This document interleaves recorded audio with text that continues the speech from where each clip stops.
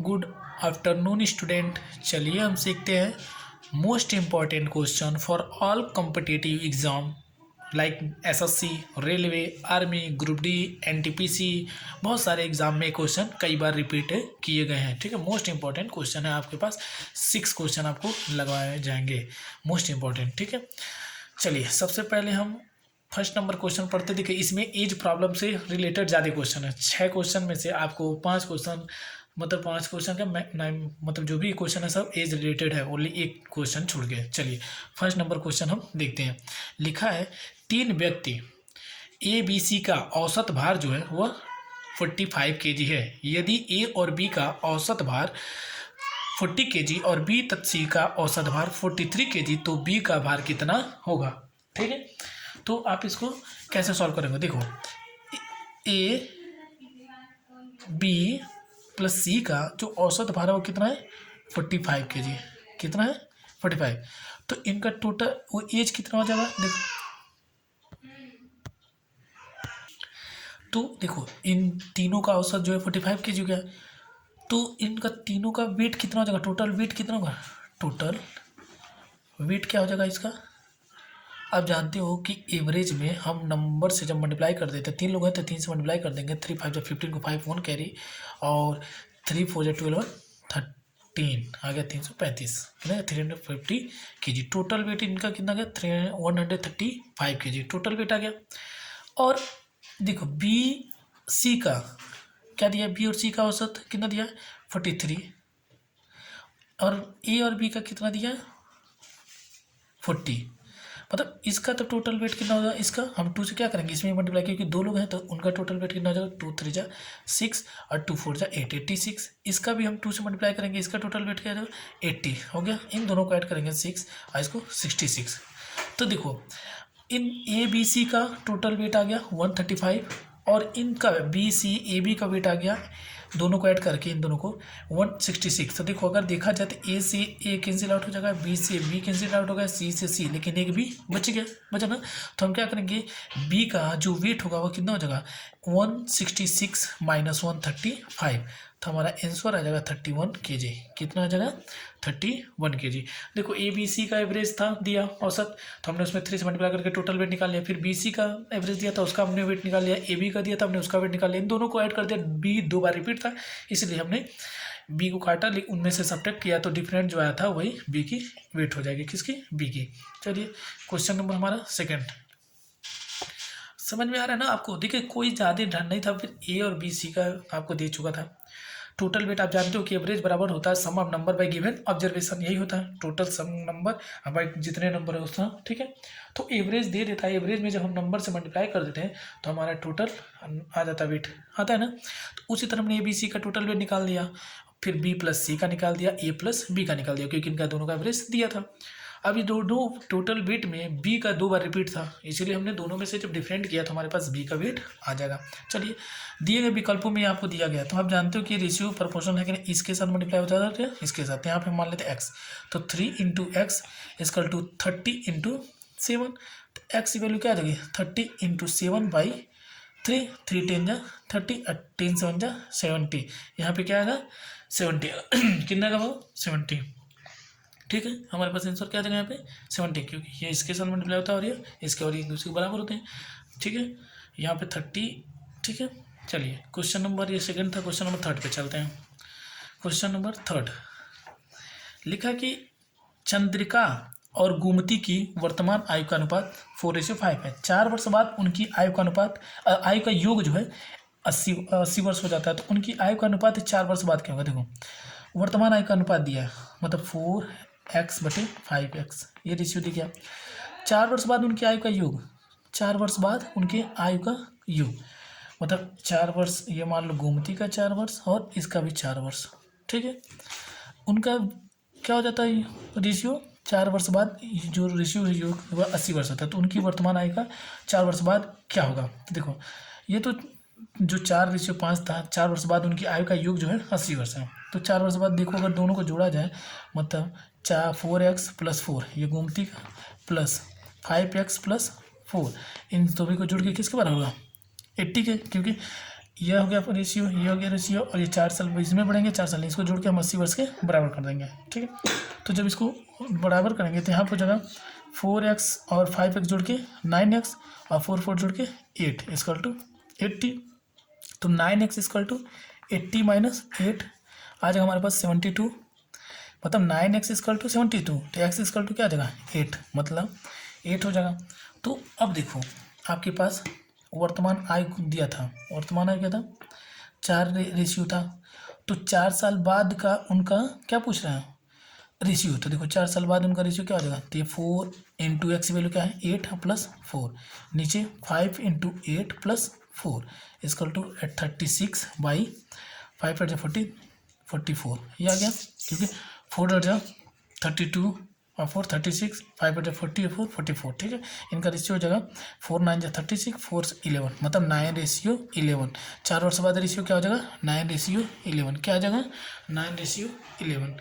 ठीक है, कैसे जैसे कि हमारे पास रेशियो दिया, देखिए हमने क्या किया था, इनका रेशियो दे दिया था, 4 साल बाद का योग दे दिया है, 4 साल बाद का रेशियो पूछ रहा है, अनुपात पूछ रहा है। ठीक है, तो उसको हम क्या करेंगे, उसको देखिए 4x plus 4 5x plus 4 equal to 80 के बराबर करके हमने x की वैल्यू निकाल लिया, जिससे हमारा वर्तमान आयु निकल गया।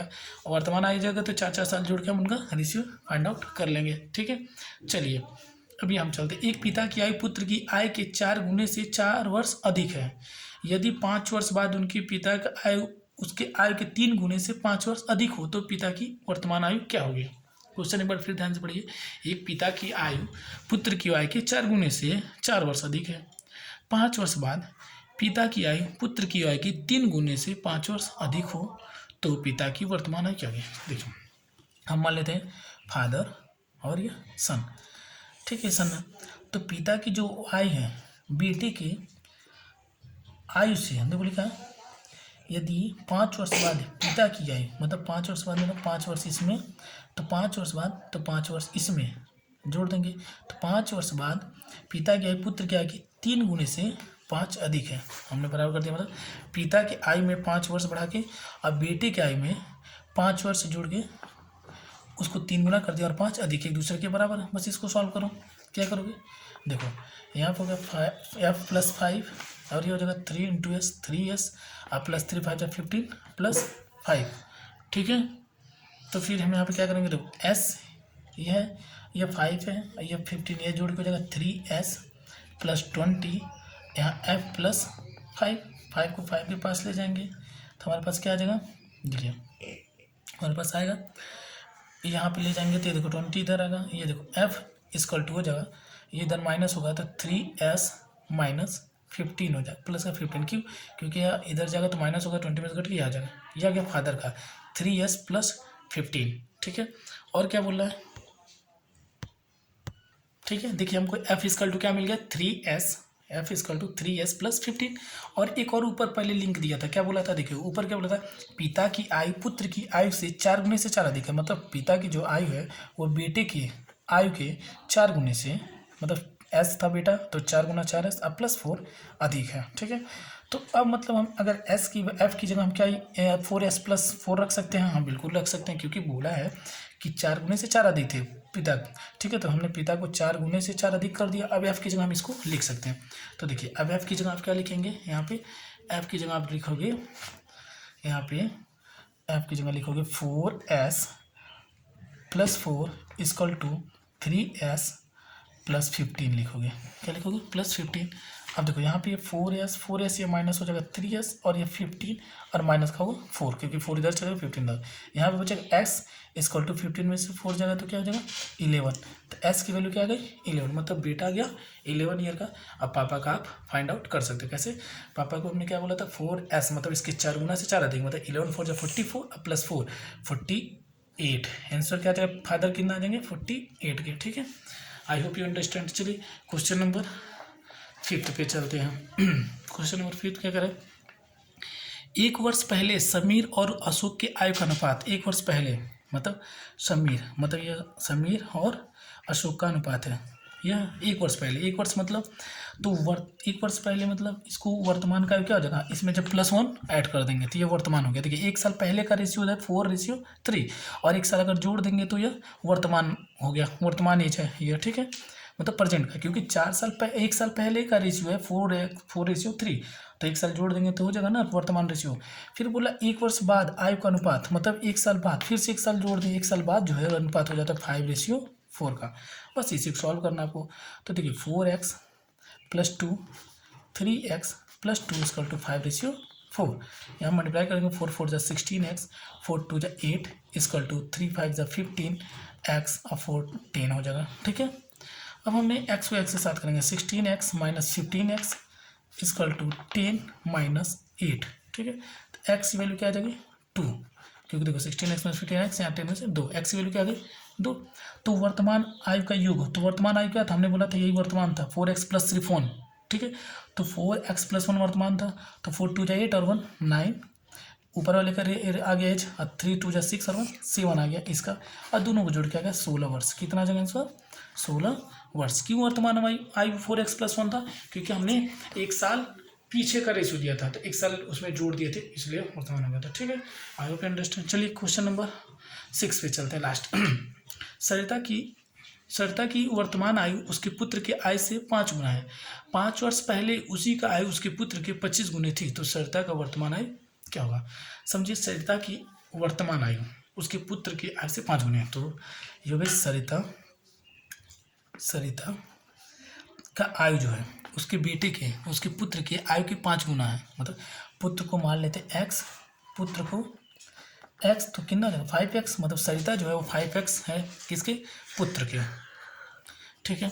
और आगे क्या बोला 5 वर्ष पहले उसी का आयु उसके पुत्र के 5 गुना थी, मतलब 5 वर्ष पहले, मतलब सरिता के 5 घटा दो, 5 वर्ष सरिता में से 5 घटा दो, और इसमें से भी तो x उसको माने थे, तो वो वर्तमान में क्या मानते x, तो ये तो क्या था उसके पुत्र की 5 वर्ष पहले क्या था, देखो तो वर्तमान अगर x है तो 5 वर्ष क्या होगा, तो इसमें से भी 5 वर्ष घटेगा, तो लेकिन 5 वर्ष पहले इसके 25 गुने के बराबर थी, मतलब इसके 25 गुना जब करोगे तो इसके बराबर हो, तब सरिता बराबर होगी। तो देखो सॉल्व करो, s - 5 = 25s x हो जाएगा ये। अब 25 में इंटू करेंगे तो 100 कितना हो जाएगा, देखो 25 को इसमें करेंगे तो 50 है, सो 125 हो जाएगा ये, ठीक है 125। अब देखो यहाँ पे s और ये -5, तो -5 को उधर ले जाओ तो क्या जाओ +5, तो s की वैल्यू हो जाएगी 25x माइनस, ये इधर जाएगा तो प्लस घटेगा तो 120 बचेगा, क्योंकि प्लस इधर आके वो 125 में से 5 घटेगा तो 120। s की जगह हम क्या लिख सकते हैं 5x, क्योंकि सरिता का जो एज है 5x के बराबर था, तो 5x = 25x - 120। अब 25 को इधर लगा तो क्या हो जाएगा, देखो हो जाएगा 5x - 25x = 120, माइनस का यहाँ पे -20x = -120 बचेगा, तो minus minus cancel out, x की वैल्यू क्या हो जाएगी आएगी 120/20, जो वैल्यू आ जाएगी x की 6, x की वैल्यू क्या आ गई 6, मतलब पुत्र का है 6, तो माँ का क्या होगा 5x मतलब 30, माँ का क्या हो जाएगा 30, मतलब 5 गुना हो था ना, तो 30 हो जाएगा। और आई होप यू अंडरस्टैंड, समझ रहे हैं, ठीक है। कैसे था देखिए, सरिता का एज अपने बेटे के 5 गुना था, तो 5x था, उसके बाद वो बोला कि 5 साल पहले 5 साल पीछे गए, तो सरिता में से 5 साल घटा दिए, और उसके बेटे में से थे, उसके बेटे का x था तो उसमें से x -5 कर दिए। 5 साल पहले बेटे का 25 गुना थी, तो 25 गुना हमने कर दिया 25, उसके बाद मल्टीप्लाई किए, बाकी सॉल्यूशन करते गए, और ये जो 5x है हमने s की जगह जो 5x रखा है वो इसके सरिता, मतलब s = 5x, तो हमने यहाँ पे 5x रखा। I hope you understand. Please like करिए, सब्सक्राइब करिए। आपको most important question railway SSC NTPC में पूछे जाने वाले मोस्ट इंपॉर्टेंट क्वेश्चन आपको प्रोवाइड किए जाएंगे।